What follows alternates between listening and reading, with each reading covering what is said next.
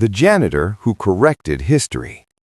The lecture hall of the Galactic War Academy was quiet in the way important places often were.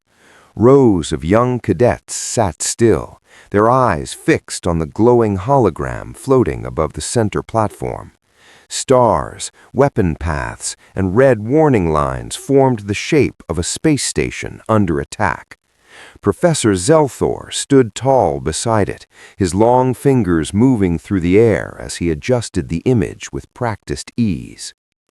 "The third battle of Thermopylae Station," Zelthor said, his voice calm and confident, "is remembered as the greatest defeat in early human military history." The hologram zoomed in. Small blue lights showed human defenders. Endless red waves showed the invading Krellian fleet. 3,000 human soldiers, Zelthor continued, held the orbital gate against 200,000 Krellians. No supply lines, no reinforcements, no chance of victory. And yet they resisted for 96 days. Some students leaned forward, others took notes. This was famous history. Everyone had heard the story before. At the back of the hall, a human janitor pushed a mop slowly across the polished floor. His movements were quiet and steady, as if he did not want to disturb the lesson. His uniform was old but clean. A simple name tag rested on his chest. Graves. Zelthor raised one of his sensory ridges. "During those 96 days, he said, human resistance allowed civilian evacuation across 6 nearby systems. When Thermopylae Station finally fell, only 200 human defenders remained alive." The professor paused, letting the number sink in. "That sacrifice," he concluded, "proved to the galaxy that humans were capable of extreme endurance, but not victory." A soft voice broke the silence. 83. Zelthor froze. The students turned. The janitor had stopped mopping. "I'm sorry," he said carefully. The janitor lifted his eyes to the hologram. They were old eyes, not tired, focused, sharp in a way that made Zelthor uncomfortable. 83 defenders were alive when the station fell, the janitor said again. His voice was calm, almost gentle. Not 200. A low murmur moved through the class. Zelthor straightened. "You are saying the official records are wrong?" "Yes," he replied, "they are." Zelthor studied him. "This battle occurred 347 years ago. Human lifespan averages less than a century. Are you claiming to be a witness?" The janitor placed the mop against the wall and stepped forward. Each step was slow, controlled, like someone who had learned long ago not to waste movement.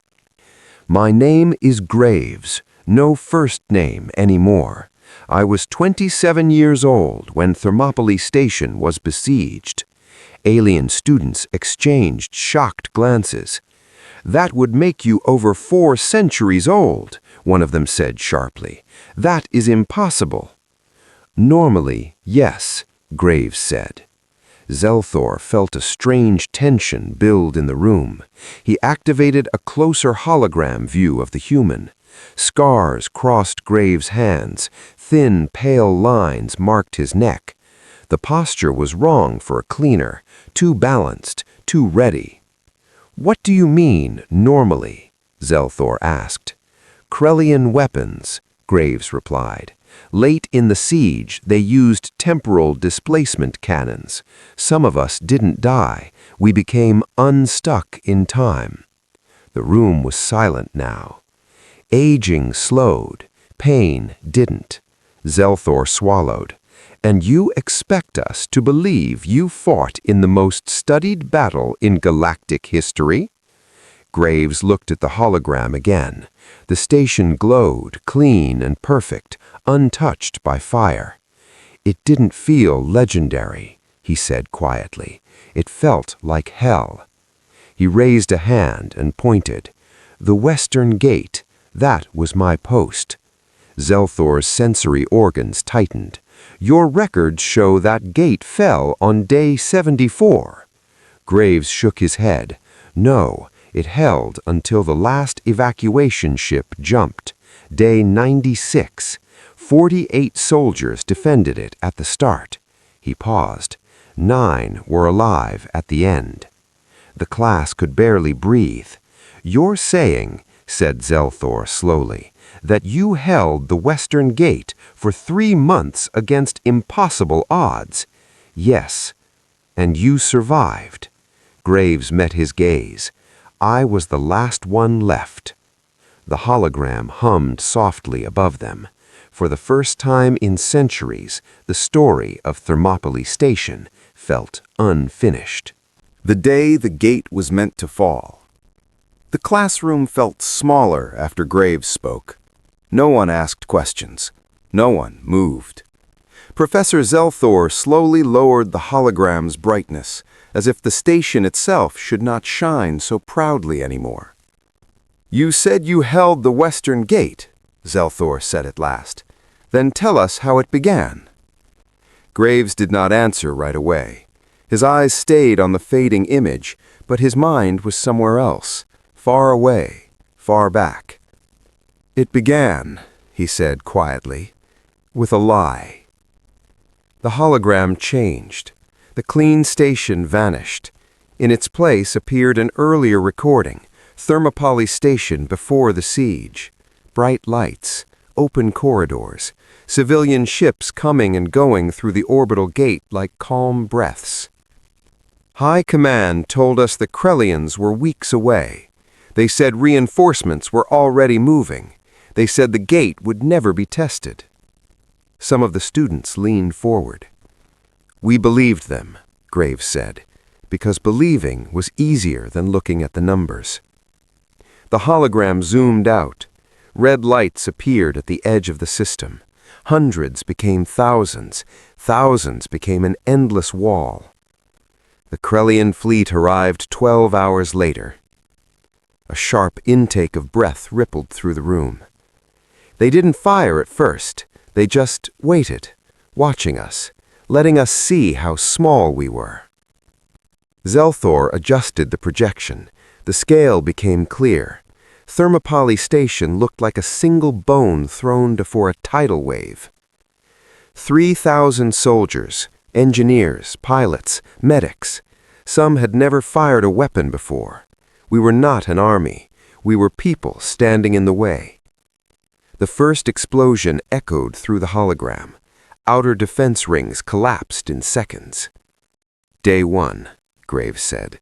"That's when we learned the truth. There would be no reinforcements. The gate was all that mattered." The image shifted to the orbital gate, massive, glowing, alive with energy. Civilian ships crowded around it, desperate to escape. The order came down fast. "Hold the gate, no matter the cost." A student whispered, "Even if it meant dying?" Graves nodded once, especially then. The hologram showed human soldiers taking positions. Barricades were built from cargo crates. Weapons were mounted where art displays used to hang. The western gate was different. It wasn't meant for long defense. It was narrow, old. If it failed, the Krellians could reach the core in minutes. He paused. "That's why they sent us there." Zelthor frowned. "You volunteered?" "No," Graves said. "We were assigned. 48 of us." The hologram focused on a young human soldier, helmet scratched, hands shaking as he checked his rifle. "That was me," Graves said. "Still thought I'd go home."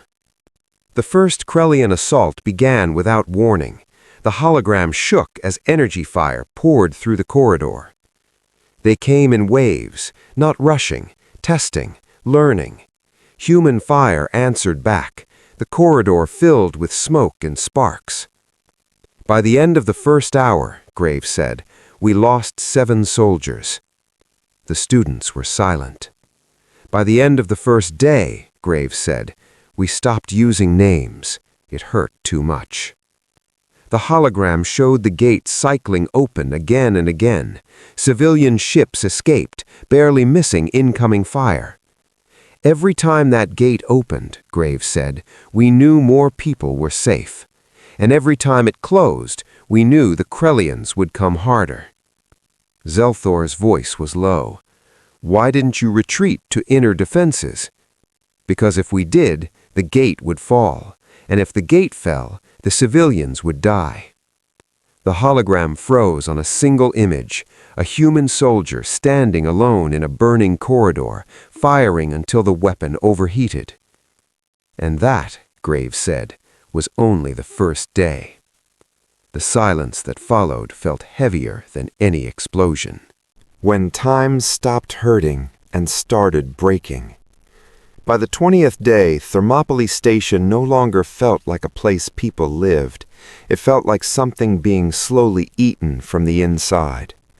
Graves spoke without raising his voice, but every word landed hard. By then, he said, we stopped counting days. We counted openings of the gate. The hologram shifted again. The corridor at the western gate looked darker now. Panels were burned black. The floor was scarred by energy fire. Emergency lights flickered like they were afraid to stay on. The 48 defenders were already fewer. Food ran low first, said Graves, then water, then sleep. The Krellians learned fast. They stopped charging in large numbers. They came in small groups, probing, watching how humans reacted. Each attack was different. Each one cost lives.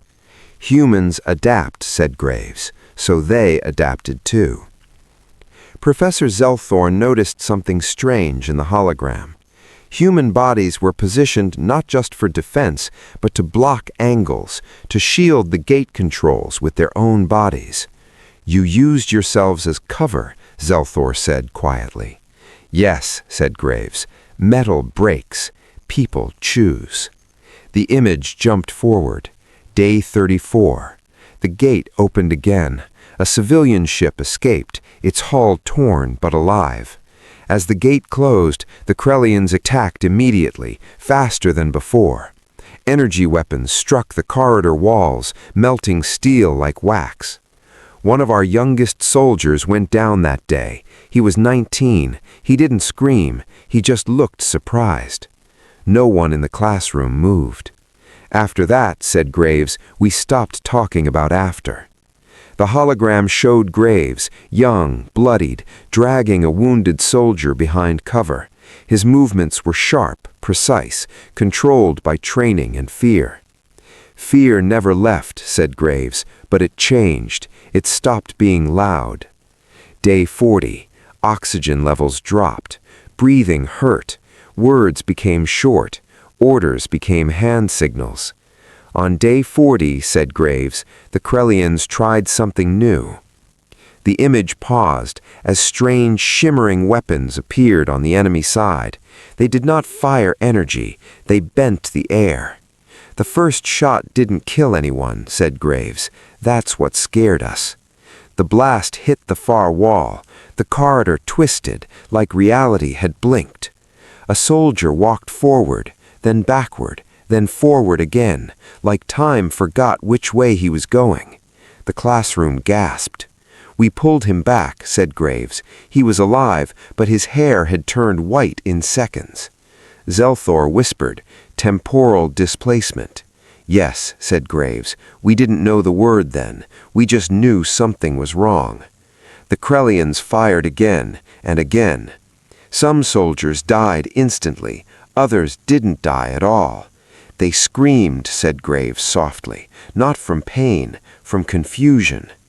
Day 58. Only 16 defenders remained. The hologram showed bodies that moved slower now, but not weaker. Wounds closed too slowly. Blood dried before it could fall. We realized the truth, said Graves. The weapon wasn't killing us. It was breaking our time. A student whispered, why keep fighting? Graves turned his head. because the gate kept opening. Day 70, 9 defenders remained. The corridor was barely standing. The gate controls sparked with each use. Each opening felt like it might be the last. "The Krellians offered surrender," said Graves. "They promised medical help." Zelthor looked up sharply. "And you refused?" "Yes," said Graves, "because they asked us to close the gate." The hologram froze on the final stand. 9 humans, endless enemies, the gate glowing behind them. "That was the moment," said Graves, "when we understood something important." He looked around the room, meeting eyes that were no longer bored, no longer distant. "We were not holding a gate anymore," he said. "We were holding a promise." The gate opened. The last civilian ship escaped. The gate closed. The Krellians attacked with everything they had. The hologram cut to static. Graves lowered his hand. "After that," he said quietly, "time stopped hurting." He paused and started breaking. No one in the classroom realized they were holding their breath. The moment death let them go. The hologram came back slowly, like it was afraid of what it had to show. Graves stood very still. His hands, old and scarred, were no longer those of a janitor. They were the hands of someone remembering how to survive. "After the last ship escaped," he said, "the gate should have been destroyed." Professor Zelthor looked confused. "Destroyed?" "Yes," Graves replied. "That was the plan. Overload the core, collapse the gate, end the battle." The hologram showed 9 human defenders standing in the ruined western corridor. Smoke drifted like fog. Weapons were cracked, overheated, almost useless. "We never got the signal," Graves said. "Command was already gone." A heavy silence filled the hall. "The Krellians didn't rush us. They surrounded us, watched. They wanted to see how humans end." The hologram zoomed in on strange Krellian cannons forming at the far end of the corridor. Their barrels shimmered, bending light and shadow. They used the temporal weapons again, at full power. The first blast struck. The corridor did not explode, it folded. Time twisted. The hologram stuttered. One human soldier fired his weapon, but the shot left the barrel twice, once forward, once backward. I felt my heartbeat slow, not stop, stretch. The second blast hit closer. One of us vanished, no body, no blood, just an empty space where a man had been standing. Zelthor's voice trembled. "Was he killed?" Graves shook his head. "No, he was removed." The third blast hit Graves himself. The hologram froze on the moment of impact. I remember the sound, like metal screaming underwater. Time broke open. Graves fell, but he never hit the floor. Around him, flames moved like thick smoke. Shouts echoed twice, then 3 times, then faded. I thought I was dying. Then I realized something worse. The hologram resumed. Graves stood again, slower now. His wounds were closing, but not healing. His blood hung in the air before falling. I wasn't dying, I was slipping. The Krellians advanced, confused, their weapons recalibrated, their commanders argued. They didn't plan for this. They wanted corpses, not ghosts. One by one, the remaining defenders were struck. Some aged decades in seconds. Some didn't age at all. One soldier laughed, then cried, then went silent as his eyes turned empty and young at the same time. "Out of 9, Graves said softly, 5 died the old way." The hologram dimmed. 3 were displaced like me. Zelthor whispered, "And the 9th?" Graves closed his eyes. He stayed behind. He manually overloaded the gate. The hologram flared white. The western gate collapsed inward, tearing space apart. Krellian ships were ripped in half. The corridor vanished. The battle ended, not with victory, but with absence. When I woke up, Thermopylae Station was gone. The hologram showed empty space, debris drifting, silence. I drifted for days or weeks. Time didn't mean much anymore. Zelthor asked, "And you're aging?" Graves opened his eyes. It slowed to almost nothing. Every year felt stretched thin. A student whispered, "A blessing." Graves looked at them. "No," he said, "a sentence." The hologram faded completely. I didn't survive the siege. I just didn't leave it. The classroom understood then. Death had tried to take them and failed. The weight of centuries. When Graves finished speaking, the classroom did not return to normal. It never could. The lights felt dimmer. The air felt heavier, as if the past itself had stayed behind. "For a long time," Graves said, "I didn't know when I was."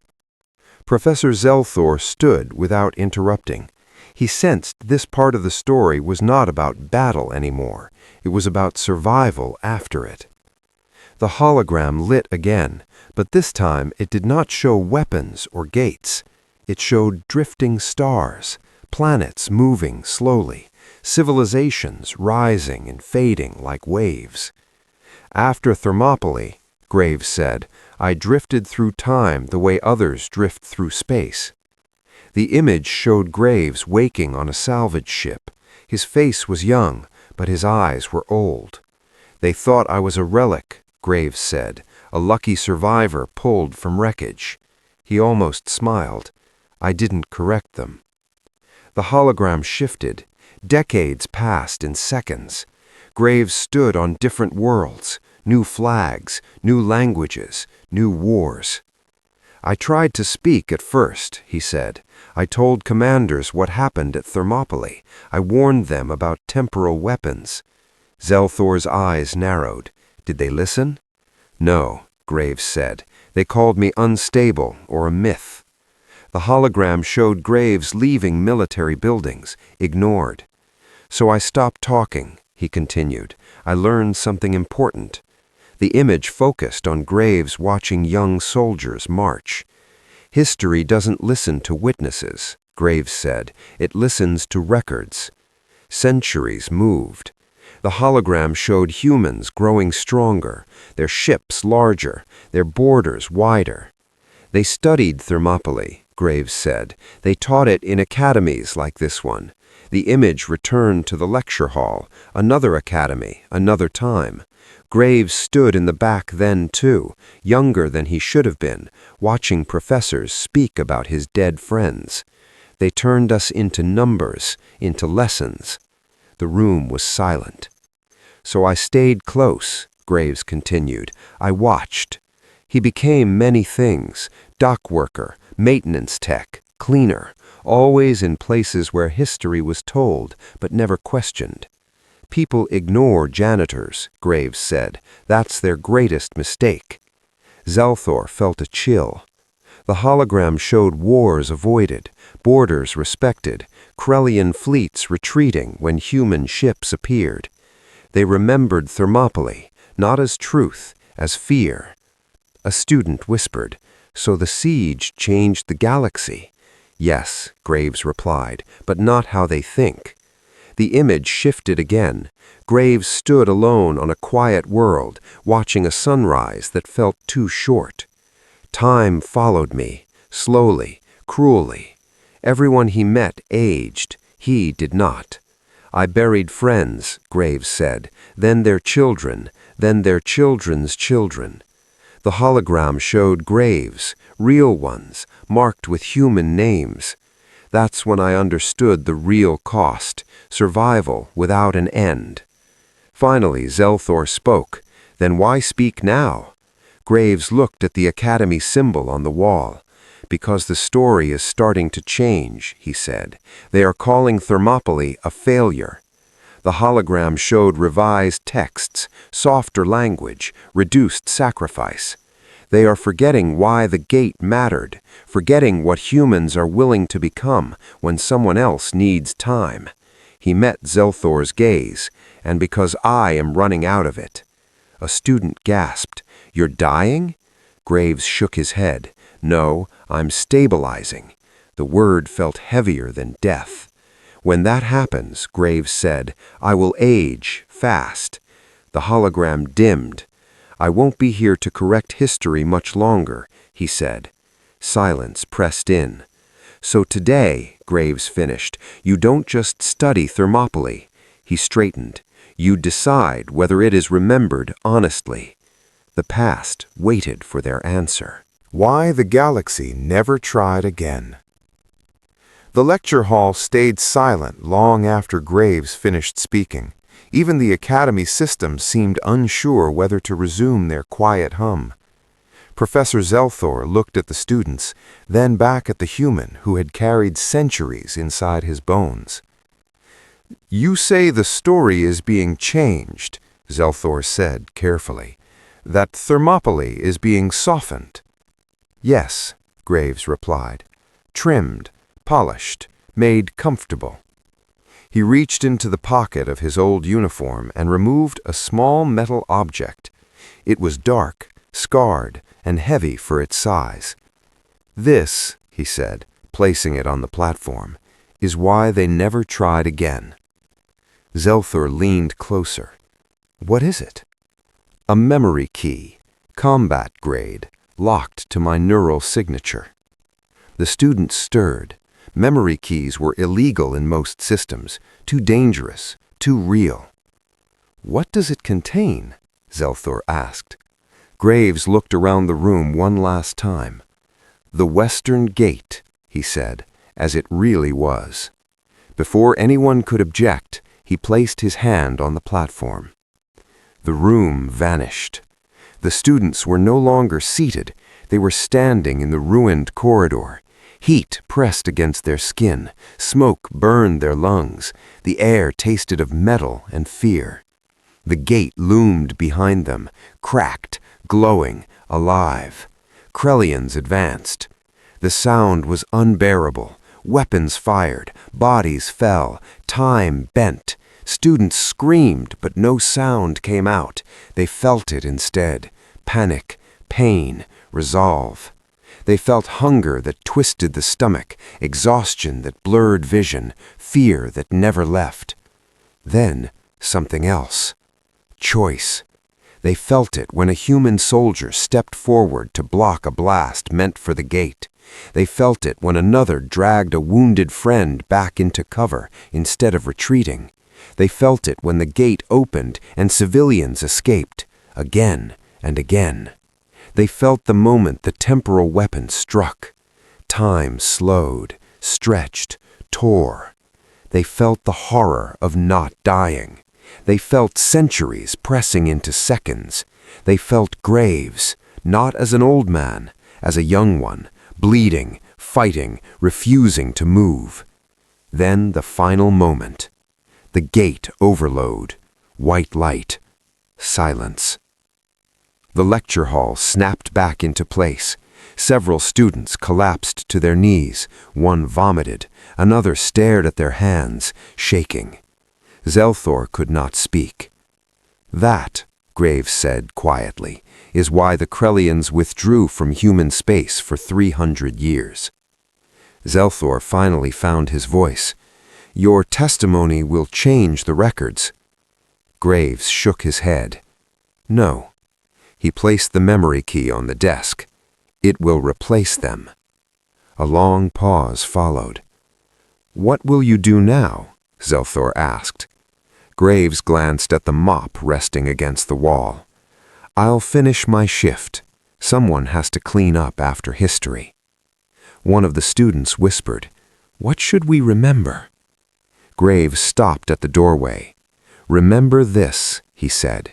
"Humans don't fight for victory." He looked back, eyes steady, unafraid. "We fight to buy time for others." The door closed behind him. The galaxy would study Thermopylae again. This time, it would understand why the gate never truly fell.